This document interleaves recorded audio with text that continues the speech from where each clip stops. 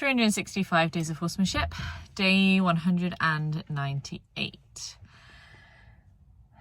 Actually, a really nice session today. I felt like I had really good energy with both horses, and I learned a really important lesson. I spoke to Elsa last night, which was really amazing. We didn't speak for very long, but I basically just asked her, like, do you think that horses ignore you on purpose? And she was like, yes. And she gave me this super simple answer that basically was that horses are motivated to do whatever is best for them. So if in that moment they feel that whatever is best for them is to ignore you, that's what they're gonna do. And so the answer to that, which is incredibly simple, and I think just pushes up against all of my like human traumas, and human ideals and human ideas,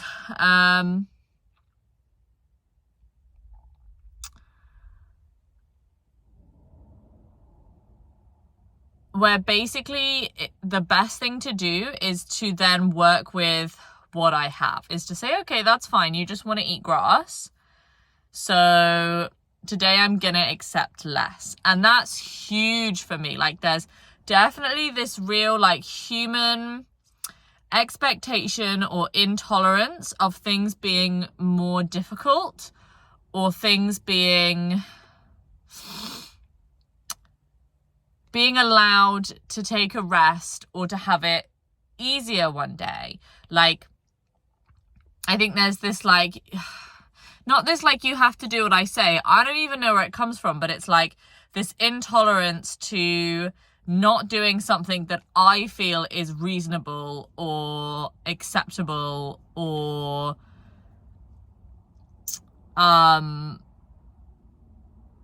easy.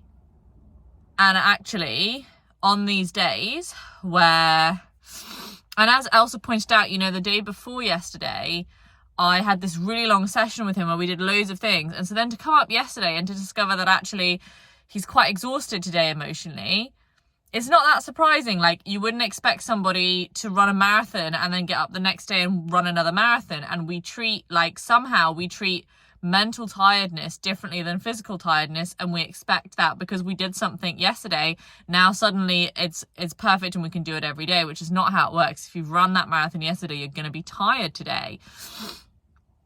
And actually it's okay to give that allowance, and that it's not even allowance, it's just natural and it's going to happen anyway. And being prepared to accept less. So today it's okay still to stretch, but just being aware of boundaries and being aware of what is reasonable. And if we're working with flicks of eyes or flicks of ears, then that's okay. And it might be frustrating for me, but the reality is that that's what it needs to be. And that was really cool to have that conversation with her. And so I felt very reassured about where we were. And also immediately that I was having this conversation, I was able to feel more positive, because I was thinking, well, you know, actually it's a real positive that he's feeling, you know, overwhelmed and tired, because it means we're running marathons, which is great. Running marathons is great. So that was really good. Definitely, that was really good. And so I came today with a much better frame of mind. It's late. I've been on a 12-hour shift today.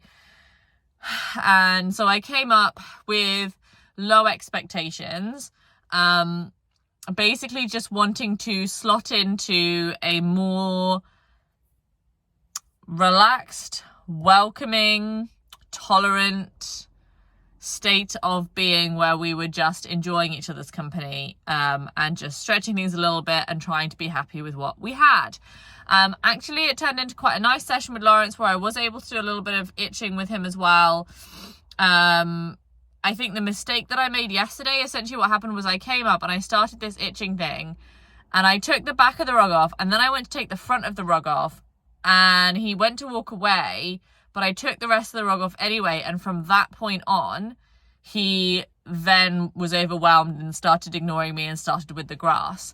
And I think the mistake was that actually he doesn't want that sort of like chest end of the rug removed.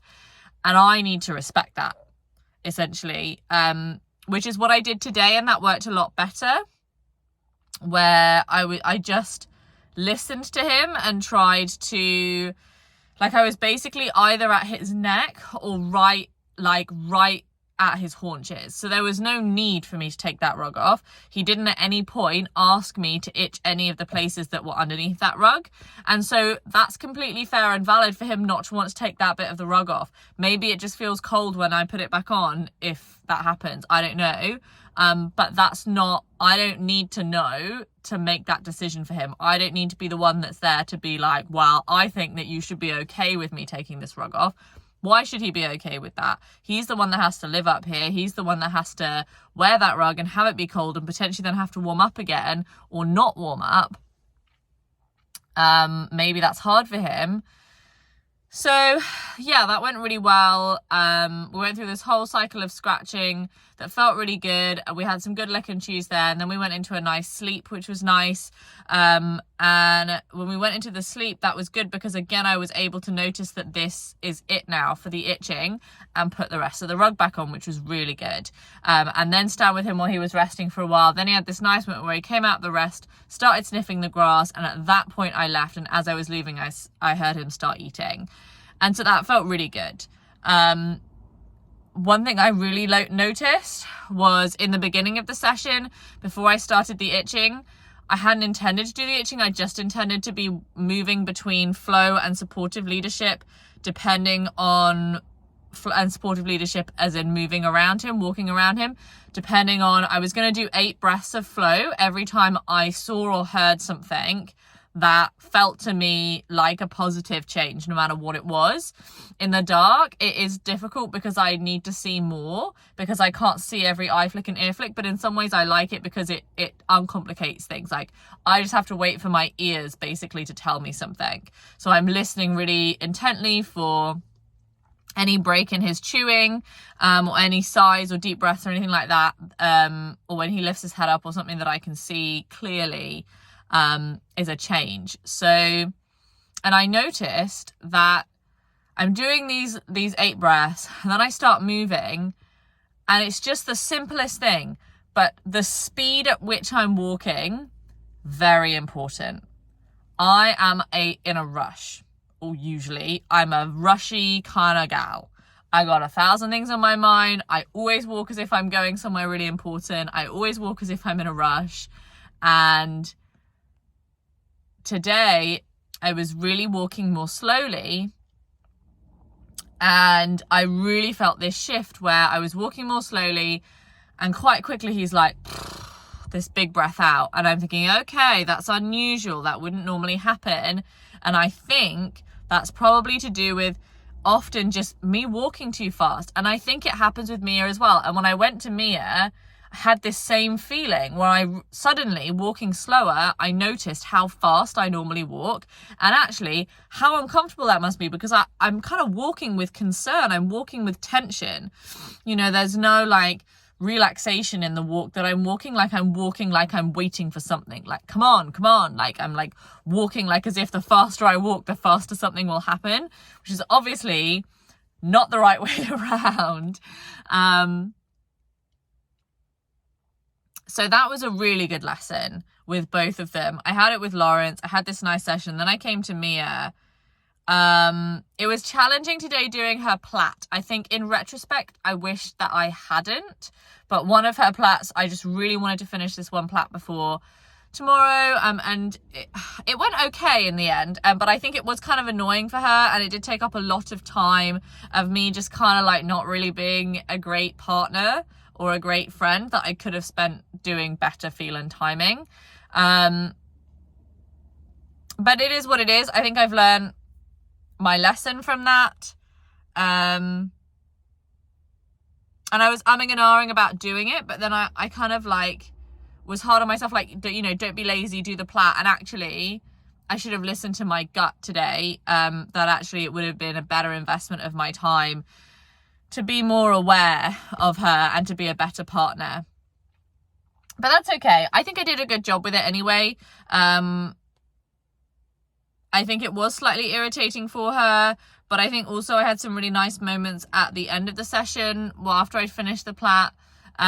She was certainly a lot more active. And while she was being active, I wasn't doing the plat. And so I think there's something in that that's powerful, where I am less of a good partner when she's eating and I'm a better partner when she's doing anything else, because I can't concentrate on the plat if she's walking.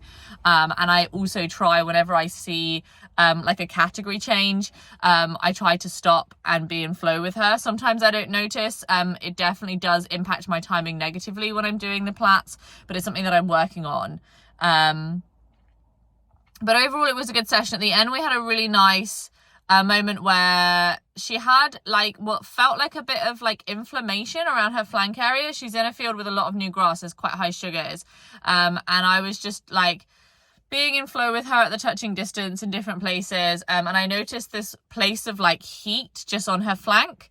And so I was just resting my hand there, just bringing some awareness to that area. I wouldn't call myself a body worker, but from what I understand about the process and the fascia work, a lot of it is about finding these places of discomfort or inflammation, just bringing that focus there with like fascial massage, which is essentially fingertips on that area. And I'm there, and that's all feeling nice, and there's lots of nice focus changes happening, and she's sighing, and she's blowing out, she's doing all that stuff. And that felt really nice. That felt like good timing and a good connection. And then one of the other horses from the herd leans across to her, and they're like smelling each other's breath. And I don't see her interact with the herd often at all that doesn't end in some kind of aggression from her part, because she then feels overwhelmed by how close the horse is. And in this instance, I was standing sort of in between the two horses, but at like her hind end, and they were like touching at nose distance. And they like have a couple of breaths, and she's kind of like approach and retreat, and then just goes back to what she was doing, and they don't change the distance between them. And that felt really nice. And so I left it there, because I thought, wow, what a nice moment to see her interact with the herd. That's so unusual to me to see her do that. And I was really happy with that. So even though the session itself felt challenging and I didn't feel that perhaps I'd had the best feel and timing that I could have had because I was doing this plat, actually we ended on a really good note. And so I was really happy with that too.